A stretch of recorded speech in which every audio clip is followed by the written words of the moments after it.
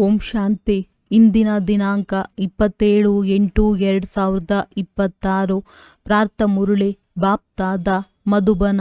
ಮಧುರ ಮಕ್ಕಳೇ, ಈಗ ಈ ಬೇಹದ್ದಿನ ಹಳೆಯ ಪ್ರಪಂಚದ ವಿನಾಶವಾಗಲಿದೆ. ಹೊಸ ಪ್ರಪಂಚವು ಸ್ಥಾಪನೆಯಾಗುತ್ತಿದೆ.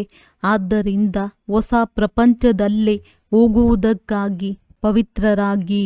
ಪ್ರಶ್ನೆ: ಪರಮಾತ್ಮನ ಬಗ್ಗೆ ನೀವು ಮಕ್ಕಳು ಯಾವ ಅದ್ಭುತ ಮಾತನ್ನು ತಿಳಿದುಕೊಂಡಿದ್ದೀರಿ? ಯಾವುದು ಮನುಷ್ಯರ ತಿಳುವಳಿಕೆಗಿಂತ ದೂರವಿದೆ? ಉತ್ತರ: ನೀವು ಹೇಳುತ್ತೀರಿ, ಹೇಗೆ ಆತ್ಮವು ಜ್ಯೋತಿರ್ಬಿಂದುವಾಗಿದೆಯೋ ಹಾಗೆಯೇ ಪರಮಾತ್ಮನೂ ಸಹ ಅತಿ ಸೂಕ್ಷ್ಮ ಜ್ಯೋತಿ ಬಿಂದುವಾಗಿದ್ದಾರೆ. ಈ ಅದ್ಭುತ ಮಾತುಗಳು ಮನುಷ್ಯರ ತಿಳುವಳಿಕೆಗಿಂತ ದೂರವಿದೆ. ಕೆಲವು ಮಕ್ಕಳು ಸಹ ಇದರಲ್ಲಿ ತಬ್ಬಿಬ್ಬಾಗುತ್ತಾರೆ. ತಂದೆಯು ತಿಳಿಸುತ್ತಾರೆ, ಮಕ್ಕಳೇ, ತಬ್ಬಿಬ್ಬಾಗಬೇಡಿ. ಒಂದು ವೇಳೆ ಚಿಕ್ಕ ರೂಪದಲ್ಲಿ ನೆನಪು ನಿಲ್ಲುವುದಿಲ್ಲವೆಂದರೆ ದೊಡ್ಡ ರೂಪದಲ್ಲಿಯೇ ನೆನಪು ಮಾಡಿರಿ. ಆದರೆ ಅವಶ್ಯವಾಗಿ ನೆನಪು ಮಾಡಬೇಕಾಗಿದೆ. ಗೀತೆ: ರಾತ್ರಿಯ ಪ್ರಯಾಣಿಕನೇ, ಸುಸ್ತಾಗಬೇಡ. ಓಂ ಶಾಂತಿ. ಆತ್ಮಿಕ ಮಕ್ಕಳಿಗೆ ಆತ್ಮಿಕ ತಂದೆಯು ತಿಳಿಸುತ್ತಾರೆ, ಆದ್ದರಿಂದ ಮಕ್ಕಳೇ ಆತ್ಮ ಅಭಿಮಾನಿಗಳಾಗಿ ಕುಳಿತುಕೊಳ್ಳಬೇಕಾಗಿದೆ. ಈ ರೀತಿ ಮತ್ತೆಲ್ಲಿಯೂ ತಿಳಿಸುವುದಿಲ್ಲ. ಯಾವುದೇ ಸಾಧು ಸಂತ ಮೊದಲಾದವರೂ ಸಹ ಆತ್ಮ ಅಭಿಮಾನಿಯಾಗಿ ಕುಳಿತುಕೊಳ್ಳಿರಿ ಎಂದು ತಿಳಿಸುವುದಿಲ್ಲ. ಇದನ್ನು ಒಬ್ಬ ತಂದೆಯೇ ತಿಳಿಸುತ್ತಾರೆ. ಮತ್ಯಾರಿಗೂ ಹೇಳಲು ಬರುವುದೇ ಇಲ್ಲ. ಈ ಯುಕ್ತಿಯನ್ನು ಮತ್ಯಾರೂ ತಿಳಿಸಲು ಸಾಧ್ಯವಿಲ್ಲ. ನೀವು ಮಕ್ಕಳು ತಿಳಿದುಕೊಂಡಿದ್ದೀರಿ, ನಾವು ಆತ್ಮರಾಗಿದ್ದೇವೆ. ಆತ್ಮವೇ ಬಂದು ಶರೀರವನ್ನು ಬಿಟ್ಟು ಇನ್ನೊಂದನ್ನು ತೆಗೆದುಕೊಳ್ಳುತ್ತದೆ. ಕೆಲವೊಮ್ಮೆ ವಕೀಲ, ಕೆಲವೊಮ್ಮೆ ವೈದ್ಯನಾಗುತ್ತದೆ. ಆತ್ಮವೇ ಈಗ ಪತಿತವಾಗಿದೆ, ಮತ್ತೆ ಪಾವನವಾಗುತ್ತದೆ. ಆತ್ಮದಲ್ಲಿ ಜ್ಞಾನಧಾರಣೆಯಾಗುತ್ತದೆ. ತಂದೆಯು ನಿರಾಕಾರ ಜ್ಞಾನಸಾಗರನಾಗಿದ್ದಾರೆ ಅಂದ ಮೇಲೆ ತಿಳಿಸುತ್ತಾರಲ್ಲವೇ ಜ್ಞಾನವನ್ನು.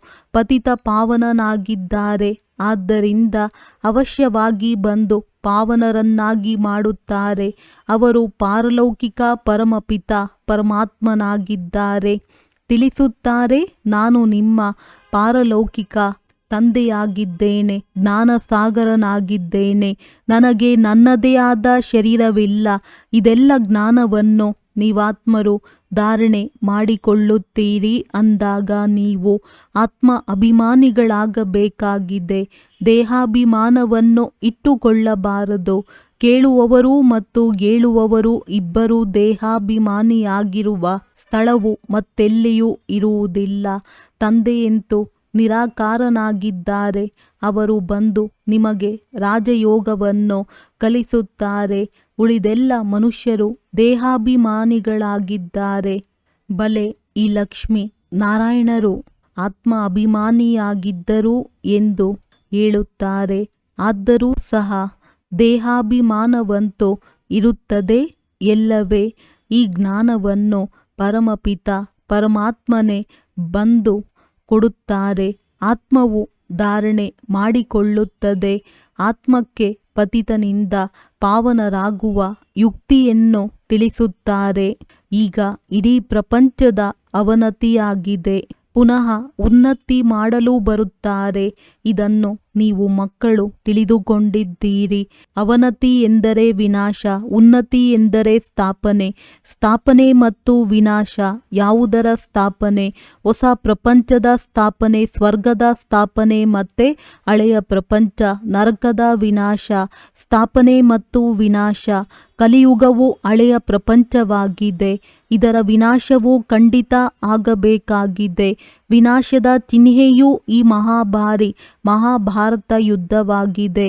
ಮಹಾಭಾರತದ ವೃತ್ತಾಂತವನ್ನು ಮಹಾಭಾರತದ ಶಾಸ್ತ್ರದಲ್ಲಿ ತೋರಿಸುತ್ತಾರೆ. ತಂದೆಯು ಬ್ರಹ್ಮರವರ ಮೂಲಕ ಸ್ಥಾಪನೆ ಮಾಡುತ್ತಾರೆ. ಅಂದ ಮೇಲೆ ಅವಶ್ಯವಾಗಿ ಹೊಸ ಪ್ರಪಂಚದ ಸ್ಥಾಪನೆ ಮಾಡುವರಲ್ಲವೇ. ಇದು ಬೇಹದ್ದಿನ ವಿನಾಶ ಮತ್ತು ಬೇಹದ್ದಿನ ಸಂಪಾದನೆಯಾಗಿದೆ.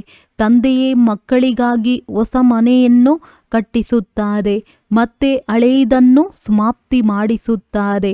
ನೀವು ತಿಳಿದುಕೊಳ್ಳುತ್ತೀರಿ, ತಂದೆಯು ಈಗ ಹೊಸ ಪ್ರಪಂಚವನ್ನು ಸ್ಥಾಪನೆ ಮಾಡುತ್ತಿದ್ದಾರೆ. ತಮೋಪ್ರಧಾನರಿಂದ ಸತೋಪ್ರಧಾನರನ್ನಾಗಿ ಮಾಡುವುದಕ್ಕಾಗಿ ನಮ್ಮನ್ನು ತಯಾರು ಮಾಡುತ್ತಿದ್ದಾರೆ. ವಿನಾಶಕ್ಕಾಗಿ ಮಹಾಭಾರತ ಯುದ್ಧವು ಪ್ರಸಿದ್ಧವಾಗಿದೆ. ಇದು ಅದೇ ಸಮಯವಾಗಿದೆ. ಅದೇ ನಕ್ಷತ್ರಗಳು ಬಂದು ಪರಸ್ಪರ ಮಿಲನ ಮಾಡಿವೆ.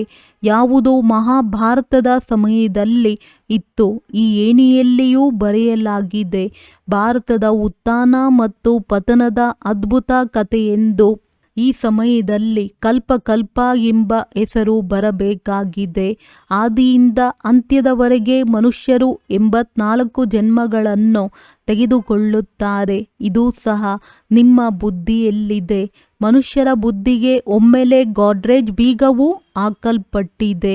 ಈ ಮಾತುಗಳನ್ನು ಮನುಷ್ಯರೇ ತಿಳಿದುಕೊಳ್ಳಬೇಕಾಗಿದೆ. ಆತ್ಮರು ಪಾತ್ರವನ್ನಭಿನಯಿಸಲು ಇಲ್ಲಿ ಶರೀರ ಧಾರಣೆ ಮಾಡಿಕೊಳ್ಳುತ್ತೀರಿ ಅಂದ ಮೇಲೆ ಡ್ರಾಮಾದ ಆದಿ ಮಧ್ಯ ಅಂತ್ಯದ ರಚಯಿತ, ನಿರ್ದೇಶಕ, ಮುಖ್ಯ ಪಾತ್ರಧಾರಿ ಮೊದಲಾದವರನ್ನು ಅರಿತುಕೊಳ್ಳಬೇಕಲ್ಲವೇ? ಈಗ ನಿಮಗೆ ಡ್ರಾಮಾದ ಆದಿಯಿಂದ ಹಿಡಿದು ಅಂತ್ಯದವರೆಗೆ 3 ಕಾಲಗಳ ಜ್ಞಾನವು ಅರ್ಥವಾಗಿದೆ. ತಂದೆಯ ಮೂಲಕ ಇದೆಲ್ಲ ಜ್ಞಾನವೂ ಸಿಗುತ್ತಿದೆ. ಸೃಷ್ಟಿ ಚಕ್ರವು ಹೇಗೆ ಸುತ್ತುತ್ತದೆ, ಇದಕ್ಕೆ ಆತ್ಮಿಕ ಜ್ಞಾನವೆಂದು ಹೇಳಲಾಗುತ್ತದೆ. ದೈಹಿಕ ಜ್ಞಾನಕ್ಕೆ ಫಿಲಾಸಫಿ ಎಂದು ಹೇಳಲಾಗುತ್ತದೆ. ಆತ್ಮಿಕ ಜ್ಞಾನಕ್ಕೆ ಜ್ಞಾನವೆಂದು ಹೇಳಲಾಗುತ್ತದೆ. ಇವೆಲ್ಲ ಮಾತುಗಳನ್ನು ಮಕ್ಕಳ ಬುದ್ಧಿಯಲ್ಲಿ ಕೂರಿಸಿದ್ದಾರೆ. ಮಕ್ಕಳಿಗೆ ತಿಳಿದಿದೆ, ಈಗ 84 ಜನ್ಮಗಳ ನಾಟಕವು ಮುಕ್ತಾಯವಾಗುತ್ತದೆ. ನಾವೀಗ ಹಿಂತಿರುಗಿ ಹೋಗುತ್ತೇವೆ. ಆದರೆ ಪತಿತರು ಯಾರೂ ಹಿಂತಿರುಗಿ ಹೋಗಲು ಸಾಧ್ಯವಿಲ್ಲ. ಇಲ್ಲದಿದ್ದರೆ ಇಷ್ಟೊಂದು ಜಪ ತಪ ತೀರ್ಥಯಾತ್ರೆಗಳನ್ನು ಏಕೆ ಮಾಡುತ್ತಾರೆ? ಪವಿತ್ರರಾಗುವುದಕ್ಕಾಗಿಯೇ ಗಂಗಾ ಸ್ನಾನ ಮಾಡಲು ಹೋಗುತ್ತಾರೆ. ಆದರೆ ಅದರಿಂದ ಯಾರೂ ಪಾವನರಾಗಲು ಸಾಧ್ಯವಿಲ್ಲ. ಅದರಿಂದ ಯಾರೂ ಹಿಂತಿರುಗಿ ಹೋಗುವುದಕ್ಕೂ ಸಾಧ್ಯವಿಲ್ಲ. ಇಂಥವರು ನಿರ್ವಾಣಧಾಮಕ್ಕೆ ಹೋದರು. ಜ್ಯೋತಿಯಲ್ಲಿ ಜ್ಯೋತಿಯು ಸಮಾವೇಶವಾಯಿತು ಎಂದು ಸುಮ್ಮನೆ ಹೇಳುತ್ತಿರುತ್ತಾರೆ. ಆದರೆ ತಂದೆಯು ತಿಳಿಸಿದ್ದಾರೆ, ಯಾರೂ ಹಿಂತಿರುಗಿ ಹೋಗುವುದಿಲ್ಲ. ಎಲ್ಲ ಪಾತ್ರಧಾರಿಗಳು ಇಲ್ಲಿಯೇ ಇದ್ದಾರೆ. ಈಗ ನಾಟಕವು ಮುಕ್ತಾಯವಾಗುತ್ತದೆ. ಆದ್ದರಿಂದ ಎಲ್ಲರೂ ಸ್ಟೇಜಿನ ಮೇಲೆ ನಿಂತಿದ್ದಾರೆ. ಎಲ್ಲರೂ ಇಲ್ಲಿ ಹಾಜರಿದ್ದಾರೆ. ಬೌದ್ಧರು, ಕ್ರಿಶ್ಚಿಯನ್ನರು ಇಲ್ಲಿದ್ದಾರೆಂಬುದು ಮನುಷ್ಯರಿಗೆ ತಿಳಿದಿಲ್ಲ. ನೀವು ತಿಳಿದುಕೊಂಡಿದ್ದೀರಿ. ಯಾರೆಲ್ಲ ಆತ್ಮಗಳು ಮೇಲಿನಿಂದ ಇಲ್ಲಿಗೆ ಬಂದಿದ್ದಾರೆಯೋ ಎಲ್ಲರೂ ಈ ಸಮಯದಲ್ಲಿ ತಮೋಪ್ರಧಾನರಾಗಿದ್ದಾರೆ. ತಮೋಪ್ರಧಾನರಿಂದ ಸತೋಪ್ರಧಾನರು ಕಲ್ಪದ ಮೊದಲು ಆಗಿದ್ದರು. ತಂದೆಯು ಬಂದು ಸ್ಥಾಪನೆ ಮತ್ತು ವಿನಾಶವನ್ನು ಮಾಡಿಸುತ್ತಾರೆ, ತಿಳಿಸುತ್ತಾರೆ. ಈ ಜ್ಞಾನವು ರಾಜರಿಗೂ ರಾಜರನ್ನಾಗಿ ಮಾಡುವಂಥದ್ದಾಗಿದೆ. ನಾನು ನಿಮ್ಮನ್ನು ರಾಜಾದಿರಾಜರನ್ನಾಗಿ ಮಾಡುತ್ತೇನೆ. ಕೃಷ್ಣನಂತೂ ಸ್ಥಾಪನೆ ಮಾಡಿಸುವುದಿಲ್ಲ. ತಂದೆಯು ರಚಯಿತನಾಗಿದ್ದಾರೆ. ತಂದೆಯೇ ಬಂದು ತಿಳಿಸುತ್ತಾರೆ, ಮಕ್ಕಳೇ, ಯಾವಾಗ ಸೃಷ್ಟಿಯು ಪತಿತವಾಗುವುದೋ ಆಗ ನೀವು ನನ್ನನ್ನು ಕರೆಯುತ್ತೀರಿ. ನಾನು ಹೊಸ ಸೃಷ್ಟಿಯನ್ನು ರಚಿಸುತ್ತೇನೆಂದಲ್ಲ, ಪ್ರಳಯವಾಗುತ್ತದೆ ಎಂದು ತೋರಿಸಿರುವುದು ತಪ್ಪಾಗಿದೆ. ಮನುಷ್ಯರು ಕರೆಯುವುದೇ ಏ ಪತಿತ ಪಾವನ ಬನ್ನಿ ಎಂದು. ಅಂದ ಮೇಲೆ ಅವಶ್ಯವಾಗಿ ಪತಿತ ಪ್ರಪಂಚದಲ್ಲಿ ಬರುತ್ತಾರಲ್ಲವೇ? ತಂದೆಯೇ ಬಂದು ಕೃಷ್ಣಪುರಿಯ ಸಾಕ್ಷಾತ್ಕಾರ ಮಾಡಿಸುತ್ತಾರೆ. ಕೃಷ್ಣನು ಆಲದ ಎಲೆಯ ಮೇಲೆ ತೇಲಿ ಬಂದನೆಂದು ತೋರಿಸುತ್ತಾರೆ. ಇದು ಸರಿಯಾದ ಮಾತಾಗಿದೆ. ಹೊಸ ಪ್ರಪಂಚದಲ್ಲಿ ಮೊದಲು ಕೃಷ್ಣನೇ ಬರುತ್ತಾನೆ. ಸಾಗರದಲ್ಲಿ ಅಲ್ಲ, ಗರ್ಭ ಮೆಹಲಿನಲ್ಲಿ ಬರುತ್ತಾನೆ. ಬೆರಳನ್ನು ಚೀಪುತ್ತಾ ಬಹಳ ಆರಾಮದಿಂದ ಗರ್ಭ ಮೆಹಲಿನಲ್ಲಿರುತ್ತಾನೆ. ಸತ್ಯಯುಗದಲ್ಲಿ ಯಾರೆಲ್ಲ ಮಕ್ಕಳಿರುವರೋ ಗರ್ಭ ಮೆಹಲಿನಲ್ಲಿರುತ್ತಾರೆ. ಅವರು ಗರ್ಭ ಮೆಹಲಿನ ಮಾತನ್ನು ಸಾಗರದಲ್ಲಿ ಎಲೆಯ ಮೇಲೆ ಕುಳ್ಳರಿಸಿ ತೋರಿಸಿದ್ದಾರೆ. ಅದೆಲ್ಲವೂ ಭಕ್ತಿ ಮಾರ್ಗದ ಮಾತುಗಳಾಗಿವೆ. ತಂದೆಯೇ ಇವೆಲ್ಲ ಶಾಸ್ತ್ರಗಳ ಸಾರವನ್ನು ತಿಳಿಸುತ್ತಾರೆ. ಇಲ್ಲಿ ಗರ್ಭ ಜೈಲಿನಲ್ಲಿರುತ್ತಾರೆ. ಆದ್ದರಿಂದ ನಮ್ಮನ್ನು ಹೊರ ತೆಗೆಯಲಿ, ಮತ್ತೆ ನಾವು ಪಾಪ ಮಾಡುವುದಿಲ್ಲ ಎಂದು ಆತ್ಮವು ಬೇಡುತ್ತದೆ. ಆದರೆ ರಾವಣನ ಪ್ರಪಂಚದಲ್ಲಿ ಪಾಪಗಳಂತೂ ಆಗಿಯೇ ಆಗುತ್ತವೆ. ಆದರೂ ಪಾಪಗಳನ್ನು ಮಾಡತೊಡಗುತ್ತಾರೆ. ನೀವು ಅರ್ಧಕಲ್ಪ ಪಂಜರದ ಪಕ್ಷಿಗಳಾಗಿ ಬಿಡುತ್ತೀರಿ. ಕಳ್ಳ ಕಾಕರಿಗೆ ಪಂಜರದ ಪಕ್ಷಿಗಳೆಂದು ಹೇಳುತ್ತಾರೆ. ಜೈಲಿನಿಂದ ಹೊರಗೆ ಬರುತ್ತಾರೆ, ಮತ್ತೆ ಕಳ್ಳತನ ಮಾಡುತ್ತಾ ಇರುತ್ತಾರೆ, ಪುನಃ ಜೈಲಿಗೆ ಹೋಗಬೇಕಾಗುತ್ತದೆ. ಆದ್ದರಿಂದ ಪಂಜರದ ಪಕ್ಷಿಗಳೆಂದು ಹೇಳಲಾಗುತ್ತದೆ. ತಂದೆಯು ತಿಳಿಸುತ್ತಾರೆ, ಇದು ರಾವಣ ರಾಜ್ಯವಾಗಿದೆ. ಅಲ್ಲಂತೂ ಈ ಮಾತುಗಳಿರುವುದಿಲ್ಲ. ಅದು ರಾಮರಾಜ್ಯವಾಗಿರುತ್ತದೆ. ಅಲ್ಲಿ ಗರ್ಭ ಜೈಲಾಗಲಿ ಸ್ಥೂಲ ಜೈಲಾಗಲಿ ಇರುವುದಿಲ್ಲ. ಇಲ್ಲಂತೂ ಎಷ್ಟೊಂದು ಮನುಷ್ಯರು ಜೈಲಿನಲ್ಲಿ ಬಿದ್ದಿರುತ್ತಾರೆ. ಗರ್ಭವು ಜೈಲಾಗಿದೆ ಮತ್ತು ಆ ಜೈಲು ಸಹ ಇದೆ. ಡಬಲ್ ಜೈಲುಗಳಿವೆ. ಕಲಿಯುಗದ ಅಂತ್ಯವಲ್ಲವೇ? ತಂದೆಯು ತಿಳಿಸುತ್ತಾರೆ, ನೀವು ಮಕ್ಕಳು ಈಗ ನಿರ್ಮಾಣ ಮಾಡುತ್ತಿದ್ದೀರಿ. ಉನ್ನತಿ ಮತ್ತು ಅವನತಿ ಪ್ರತಿ ಕಲ್ಪವೂ ಆಗುತ್ತಲೇ ಇರುತ್ತದೆ. ಪ್ರಪಂಚದ ಉನ್ನತಿ ಮತ್ತು ಅವನತಿಯಾಗುತ್ತದೆ. ಅದರಲ್ಲಿ ಮುಖ್ಯ ಪಾತ್ರವು ಭಾರತದ್ದಾಗಿದೆ. ಪರಮಾತ್ಮ ಮತ್ತು ಆತ್ಮರು ಬಹಳ ಕಾಲ ಅಗಲಿ ಹೋಗಿದ್ದರು ಎಂದು ಆಡುತ್ತಿರುತ್ತಾರೆ.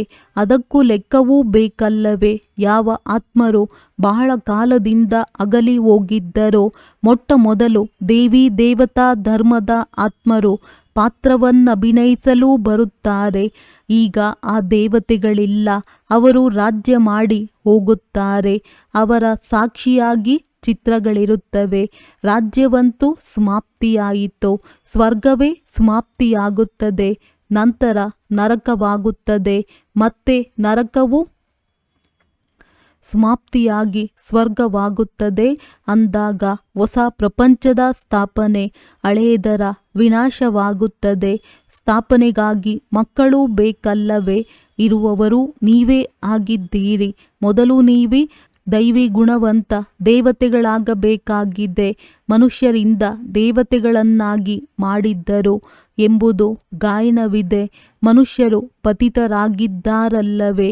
ಭಗವಾನುವಾಚ, ಗೃಹಸ್ಥ ವ್ಯವಹಾರದಲ್ಲಿರುತ್ತಾ ಕಮಲಪುಷ್ಪ ಸಮಾನರಾಗಬೇಕಾಗಿದೆ. ಈಗ ಈ ಮೃತ್ಯು ಲೋಕದ ಅಂತಿಮ ಜನ್ಮವಾಗಿದೆ.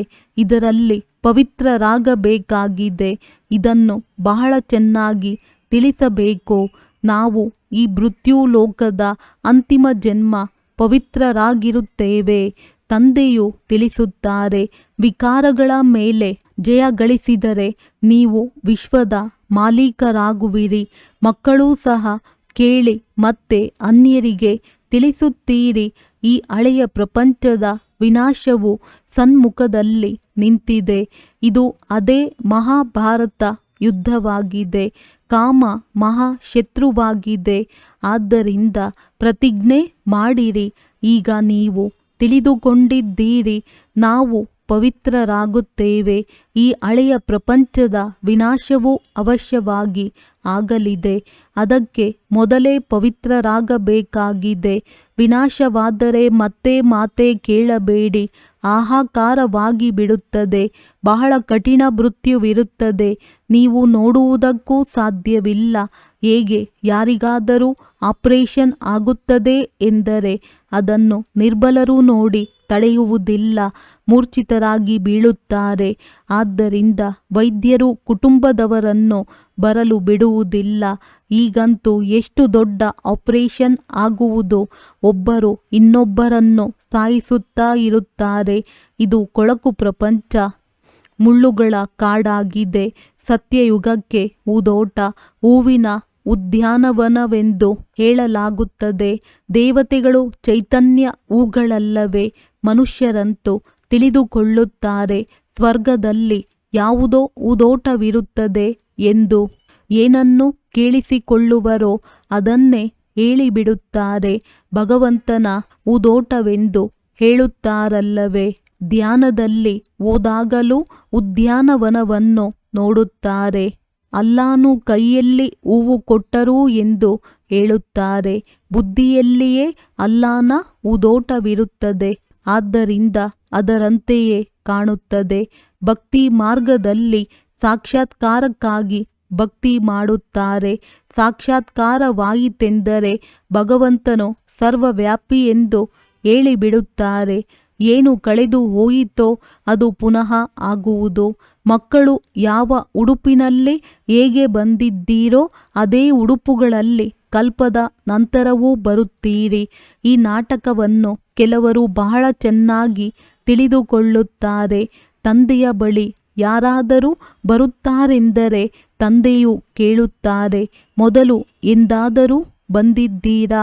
ಹೌದು ಬಾಬಾ, ಕಲ್ಪದ ಮೊದಲೂ ಸಹ ತಮ್ಮೊಂದಿಗೆ ಮಿಲನ ಮಾಡಿದ್ದೆವು. ತಮ್ಮಿಂದ ಆಸ್ತಿಯನ್ನು ಪಡೆಯಲು ಬಂದಿದ್ದೆವು ಎಂದು ಹೇಳುತ್ತಾರೆ. ತಂದೆಯು ಕೇಳುತ್ತಾರೆ, ಏನು ಪದವಿಯನ್ನು ಪಡೆದಿದ್ದೀರಿ? ಮೊಮ್ಮ ಬಾಬಾ ಎಂದು ಹೇಳುತ್ತೇವೆ. ಅಂದ ಮೇಲೆ ಅವಶ್ಯವಾಗಿ ಅವರ ಮನೆತನದಲ್ಲಿ ಬರುತ್ತೇವೆ. ತಂದೆಯು ಹೇಳುತ್ತಾರೆ, ಮಕ್ಕಳೇ, ಶ್ರೇಷ್ಠ ಪದವಿಯನ್ನು ಪಡೆಯುವ ಪುರುಷಾರ್ಥ ಮಾಡಿರಿ. ಇವೆಲ್ಲ ಮಾತುಗಳು ನಿಮ್ಮ ಬುದ್ಧಿಯಲ್ಲಿವೆ. ಅವಶ್ಯವಾಗಿ ಯುದ್ಧವೂ ಇದೆ. ನರಕದ ವಿನಾಶವಂತೂ ಆಗಲೇಬೇಕಾಗಿದೆ. ನಿಮ್ಮ ಬಳಿ ಒಳ್ಳೊಳ್ಳೆಯ ಚಿತ್ರಗಳಿವೆ. ಕೃಷ್ಣನ 2 ಗೋಲಗಳಿರುವ ಚಿತ್ರವನ್ನೂ ಸಹ ಮಾಡಿಸಬೇಕು. ಇದರಲ್ಲಿ ಬಹಳ ಸ್ಪಷ್ಟವಾಗಿದೆ, ಸ್ವರ್ಗದ ದ್ವಾರವು ತೆರೆಯುತ್ತದೆ ಎಂದರೆ ನರಕವು ಸಮಾಪ್ತಿಯಾಗುತ್ತದೆ. ನಿಮ್ಮ ಮುಖವು ಸ್ವರ್ಗದ ಕಡೆ ಇದೆ.